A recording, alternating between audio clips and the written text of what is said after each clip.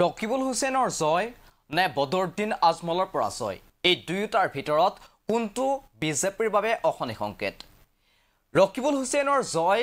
অসমৰ বাবে অশনি সংকেত নে বিজেপিৰ বাবে অশনি সংকেত এই প্ৰশ্ন এই মুহূৰ্তত উত্থাপন কৰিছে ৰাইজৰ দলে কিয়নো দেখিবলৈ পোৱা গৈছে মুখ্যমন্ত্ৰী ডক্টৰ হিমন্ত বিশ্ব শৰ্মাই এক সাম্প্ৰদায়িক মন্তব্য আগবঢ়াইছে ধুবুৰী লোকসভা নিৰ্বাচনৰ ফলাফলৰ পাছতে আৰু ইয়াকে লৈ এতিয়া জাঙুৰ খাই উঠিছে ৰাইজৰ দল আজি এই সন্দৰ্ভত ৰাইজৰ দলে এখন সংবাদমেল সম্বোধন কৰে মুখ্যমন্ত্ৰীৰ অতি সাম্প্ৰদায়িক মন্তব্যক গৰিহণা প্ৰদান কৰিছে ৰাইজৰ দলে এই মুহূৰ্তত জনাই আছো গুৰুত্বপূৰ্ণ খবৰ ছিংগাপুৰলৈ গৈ প্ৰমোদ ভ্ৰমণ কৰি শিক্ষা নললে মুখ্যমন্ত্ৰী ডক্টৰ হিমন্ত বিশ্ব শৰ্মাই ছিংগাপুৰ ভ্ৰমণ কৰি কেৱল বাহ্যিক সৌন্দৰ্য উপভোগ কৰিলেই নহব বুলি কটাক্ষ কৰিছে ৰাইজৰ দলৰ সাধাৰণ সম্পাদকগৰাকীয়ে ছিংগাপুৰ ভ্ৰমণ কৰি মুখ্যমন্ত্ৰীৰ মন আৰু মগজুৰ সৌন্দৰ্যবৰ্ধন নহল বুলি মন্তব্য ৰাছেল হুছেইনৰ বদৰুদ্দিন আজমলৰ অচিলাৰে সাম্প্ৰদায়িক ৰাজনীতি কৰি আহিছে মুখ্যমন্ত্ৰী ডক্টৰ হিমন্ত বিশ্ব শৰ্মাই নগাঁও ধুবুৰীত কংগ্ৰেছৰ বিজয়ক মুখ্যমন্ত্ৰীয়ে কৰা কটাক্ষ সন্দৰ্ভত প্ৰতিক্ৰিয়া প্ৰকাশ কৰিছে ৰাইজৰ দলে নগাঁও আৰু ধুবুৰীত কংগ্ৰেছ জয়ী হোৱাটো অসমৰ বাবে অশনি সংকেত নহয় বদৰুদ্দিন আজমল হৰাটো বিজেপিৰ বাবেহে অশনি সংকেত সংবাদমেল সম্বোধন কৰি এই মন্তব্য ৰাইজৰ দলৰ সাধাৰণ সম্পাদক ৰাছেল হুছেইনৰ বদৰুদ্দিন আজমলক প্ৰাসংগিক কৰি চলাই অহা ৰাজনীতিৰ পতন হ'ল সেইবাবে ব্যথিত হোৱাৰ লগতে শংকাত ভুগিছে মুখ্যমন্ত্ৰী ডক্টৰ হিমন্ত বিশ্ব শৰ্মাই কংগ্ৰেছক মুছলমানৰ দল বুলি কৈ যোৰহাটৰ খিলঞ্জীয়াকো অপমান কৰিছে মুখ্যমন্ত্ৰীয়ে উজনিৰ হৃদপিণ্ডত হোৱা জোকাৰণিয়ে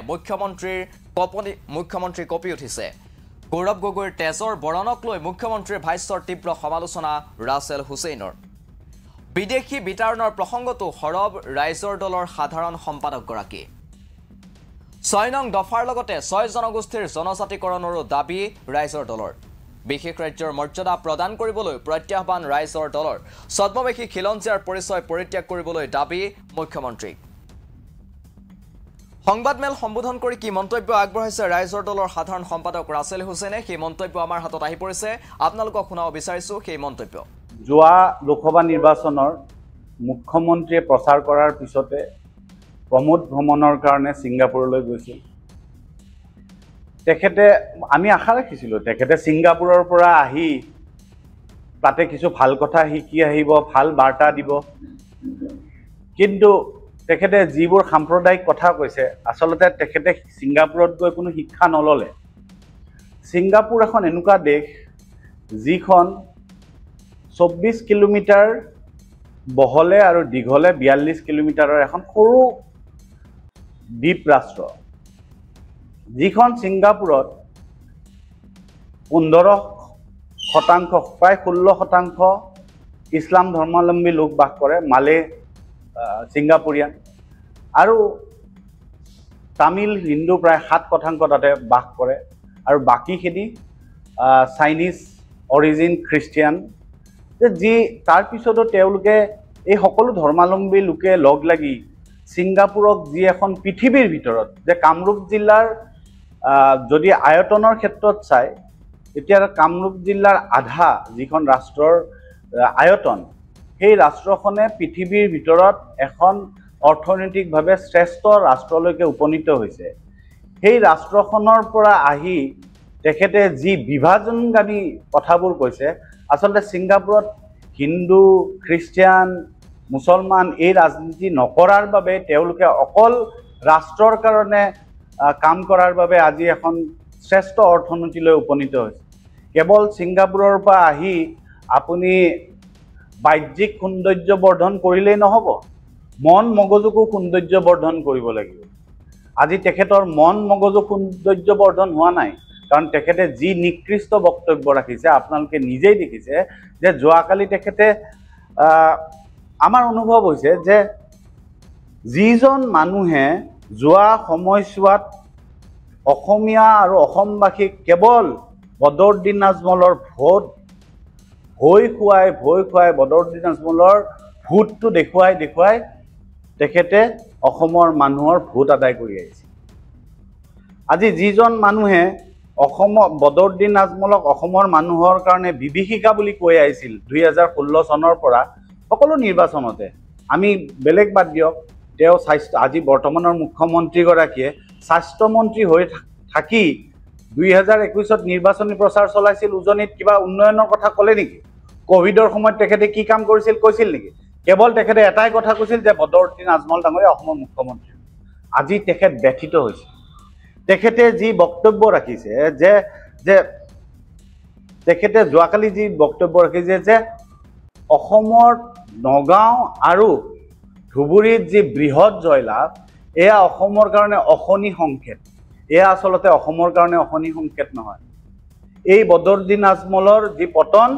এই পতনৰ কাৰণে বিজেপিৰ কাৰণে এয়া অশনি সংকেত কাৰণ বিজেপিয়ে ইমান দিনে বদৰুদ্দিন আজমলৰ কথা কয় বদৰুদ্দিন আজমলক ৰাজনৈতিকভাৱে প্ৰাসংগিক কৰি ৰাখি যি ৰাজনীতি কৰি আছিল সেই ৰাজনীতিৰ এতিয়া পতন হ'ল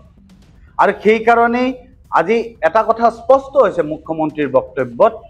যে আজি মুখ্যমন্ত্ৰীগৰাকীয়ে যি কথা কৈছে যে ৰকিবুল হুছেইনৰ জয় বৃহৎ জয়ে অসমৰ কাৰণে অশনি সংকেত আনিছে অৰ্থাৎ বদৰুদ্দিন আজমলৰ বৃহৎ পৰাজয়ে অসমৰ কাৰণে অশনি সংকেত আনিছে কাৰণ এয়া অসমৰ তেখেতৰ মুখতে কৈছে অসমৰ কাৰণে কিন্তু সঁচা অৰ্থত সেয়া বিজেপিৰ কাৰণে অশনি সংকেত কাৰণ কিয় সকলো ক্ৰিয়াৰে এটা প্ৰতিক্ৰিয়া থাকে আজি আজি বদৰুদ্দিন আজমল ডাঙৰীয়াই অসমত যিগৰাকী মৌলবাদী ৰাজনীতিক বীজ ৰোপণ কৰা যিগৰাকী ব্যক্তি অসমৰ ৰাজনৈতিক প্ৰেক্ষাপটৰ পৰা অপ্ৰাসংগিক হৈ গ'ল নোহোৱা হৈ গ'ল ৰাজনৈতিকভাৱে তাত আজি মুখ্যমন্ত্ৰীগৰাকী ব্যথিত হৈছে আৰু সেইকাৰণে তেওঁ আজি এইবোৰ বক্তব্য আবুল তাবুল বক্তব্য কোৱা আৰম্ভ কৰিছে আজি তেওঁ যিবোৰ অতি সাম্প্ৰদায়িক কথা কৈছে আজি এই সাম্প্ৰদায়িক কথাবোৰে কি কথা বুজায় স্পষ্ট কথা যে আজি বিজেপি আৰু হিমন্ত বিশ্ব শৰ্মাই আজি UDFৰ পতনৰ কাৰণে অতি শংকিত আৰু শংকাত ভুগিছে একে সময়তে আৰু এটা কথা এই সময়তে উল্লেখ কৰিব লাগিব যে অসমৰ মুখ্যমন্ত্ৰীগৰাকীয়ে কৈছে যে যোৰহাটৰ যিসকল মানুহ অসমীয়া হিন্দু মানুহ তেওঁলোকে যে আজি কংগ্ৰেছক ভোট দিছে আজি তাৰ পিছত কংগ্ৰেছটোক মুছলমানৰ দল বুলি কৈ অকল কংগ্ৰেছক কোৱা নাই অকল বিৰোধী ঐক্যৰ আঞ্চলিক দলসমূহকো ৰাইজৰ দল হওক অসম জাতীয় পৰিষদ হওক আঞ্চলিক দলসমূহকো অপমান কৰিছে আৰু লগতে যোৰহাটত যি সাম্প্ৰদায়িকতাৰ বিৰুদ্ধে যিসকল লোকে ভোট দিছিল অসমীয়া খিলঞ্জীয়া লোকে ভোট দিছিল সেই অসমীয়া খিলঞ্জীয়া লোকসকলক আজি অপমান কৰিছে আজি মুখ্যমন্ত্ৰীগৰাকীয়ে বাৰে বাৰে তেওঁৰ কথাত এটা কথা স্পষ্ট হৈছে যে যোৰহাটক লৈ তেওঁৰ যি শংকা আৰু ভয়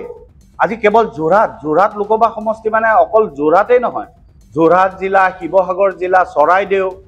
একে সময়তে আপুনি যদি তাৰ লগত লগ লাগি থকা ডিব্ৰুগড়ৰ খোৱাং দুলীয়াজান নাহৰকটীয়া তাৰপিছত কি নাম আছিল আমাৰ বিমল বৰা যি টিংখাং এইবোৰ সমষ্টিত যি কম ভোটৰ মাৰ্জিন বিজেপি জয়লাভ কৰা মাৰ্জিনটো খুব কম হৈছে ঠিক একেদৰে আজি যদি আপুনি চাই যে গোলাঘাটৰ গোটেইকেইটা সমষ্টিৰে কথা কৈছোঁ এই গোলাঘাটৰ যিকেইটা সমষ্টি প্ৰায় 4টা সমষ্টি সৰুপথাৰৰ পৰা আৰম্ভ কৰি গোলাঘাটৰ পৰা ডেৰগাঁৱৰ পৰা যিকেইটা সমষ্টি এই সমষ্টিকেইটাতো বিজেপি খুব কম ভোটত জয়লাভ কৰিছে এই প্ৰায় 4টা সমষ্টিত আৰু সেইকাৰণে এই উজনি যি আজি অসমৰ ৰাজনীতিৰ যি কেন্দ্ৰবিন্দু হৃদপিণ্ড এই হৃদপিণ্ডত যি জোকাৰণি হৈছে ইয়াৰ কাৰণে মুখ্যমন্ত্ৰী আজি কঁপিব ধৰিছে সেইকাৰণে মুখ্যমন্ত্ৰীয়ে কলৈকে গৈছে গৌৰৱ গগৈৰ তেজৰ বৰণলৈকে গৈছে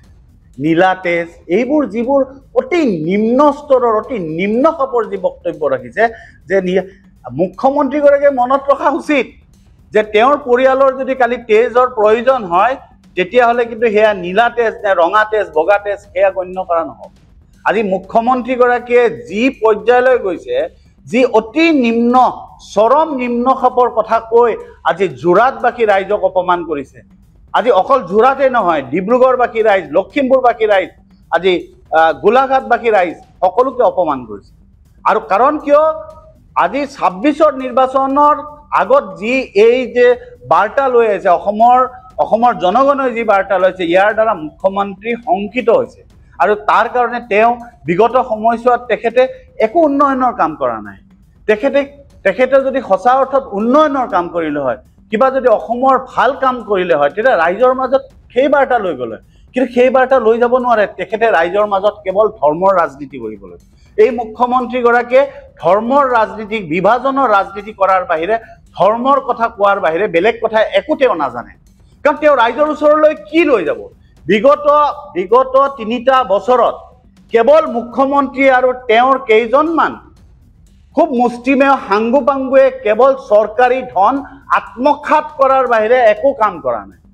কাৰণ কিয় ইয়াৰ স্পষ্ট ছবি আপুনি ৰাজপথেৰে যদি উজনিলৈকে যায় দুই পিনে চাই তেতিয়া আপুনি বুজি পাব যে এই যোৱা 3 বছৰত এই মুখ্যমন্ত্ৰী গৰাকী আৰু তেওঁৰ কেইজনমান হাংগু পাংগুৱে কেনে ধৰণে চৰকাৰী ধন লুণ্ঠন কৰিছে তাৰ স্পষ্ট আৰু এইবোৰ কথা লুকাই ৰাখিবৰ কাৰণে তেওঁ বাৰে বাৰে ধৰ্মৰ কথা কয় গৌৰৱ গগৈ ডাঙৰীয়াৰ যি চৰম নিম্ন খাপৰ পৰ্যায়লৈ গৈ সাংবিধানিক পদবী এটাত থাকি তেওঁ তেজৰ বৰণলৈকে গুচি গৈছে আৰু এনেকুৱা ধৰণৰ মানসিকতা আৰু এনেকুৱা ধৰণৰ বক্তব্যক আমি ধিক্কাৰ দিওঁ আৰু এয়া অসমবাসীৰ বাবে লজ্জাৰ বিষয় আজি সঁচা অৰ্থত যদি মুখ্যমন্ত্ৰী গৰাকীয়ে অসমৰ খিলঞ্জীয়াৰ কথা কয় তেওঁ যদি ছদ্মবেশী খিলঞ্জীয়া নহয় তেওঁ যদি অসমৰ খিলঞ্জীয়া জনগণৰ সুৰক্ষাৰ কথা ভাবে তেওঁ যদি অসমৰ ভৌগোলিক চাৰিসীমাত বাস কৰা অসমৰ সকলো লোকৰ ক্ষেত্ৰত যদি তেওঁ যদি সুৰক্ষাৰ কথা ভাবে তেওঁ স্পষ্ট আমি প্ৰত্যাহ্বান জনাইছো ইয়াৰ পৰা তেওঁ এখন শুদ্ধ NRC প্ৰয়োগ কৰক তেতিয়া বিদেশীৰ সমস্যা নাথাকিব আজি